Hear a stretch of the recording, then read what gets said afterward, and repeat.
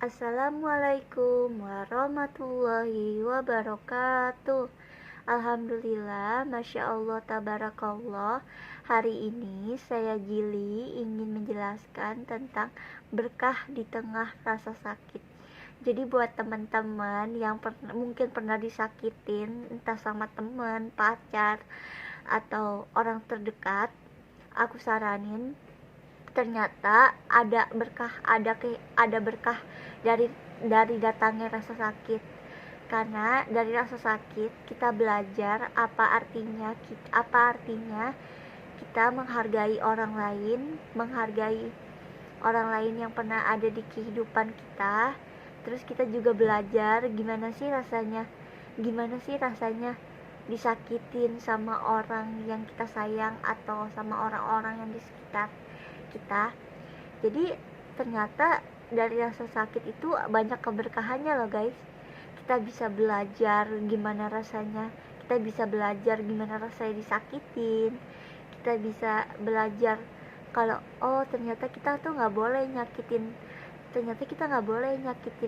hati orang lain, karena kita pasti nggak mau kan disakitin sama orang lain. Orang lain pasti nggak mau disakitin sama orang lain, sama kita. Jadi sebenarnya dari rasa sakit itu kita belajar gimana cara kita ngehargain orang lain, gimana kita bisa ngehargain orang-orang yang ada di kehidupan kita, untuk kita hargain dengan kehadirannya. Dan dengan cara ya kita ngehargai dia tanpa kita harus nyakitin hati dia, tanpa harus kita bikin hati dia sakit, bikin hati dia hancur karena tingkah laku kita. Jadi aku saranin buat kalian yang pernah nyakitin teman-teman kalian atau orang sekitar kalian, aku saranin kalian untuk stop nyakitin hati orang lain. Karena kita aja nggak mau disakitin sama orang lain, gimana orang lain? Pasti orang lain nggak mau kan disakitin sama kita, karena kita juga nggak mau kan disakitin sama orang lain. Gimana orang lain yang pernah kita sakitin?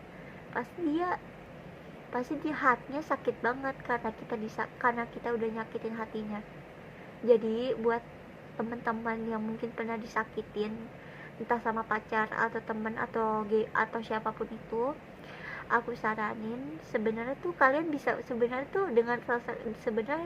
dengan kalian disakitin tuh kalian bisa belajar gimana cara kalian ngehargain orang lain, gimana kalian caranya ngehargain kehadiran orang lain.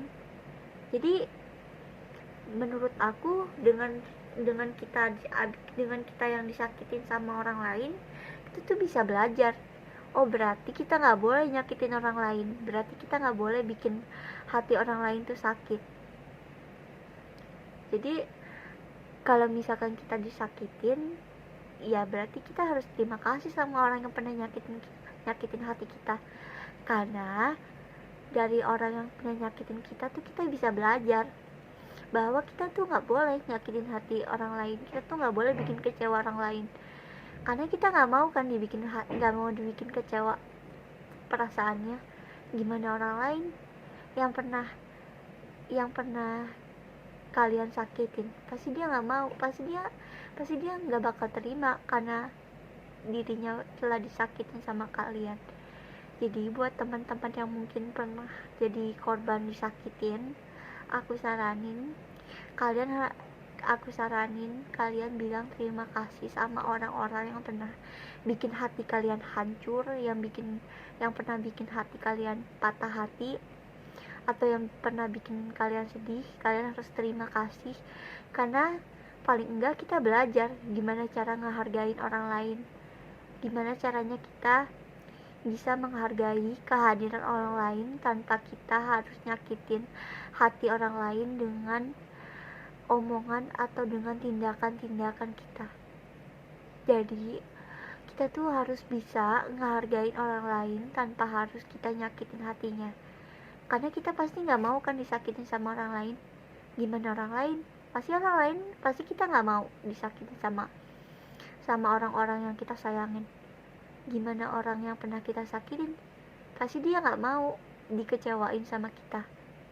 Jadi buat orang-orang yang pernah nyakitin hati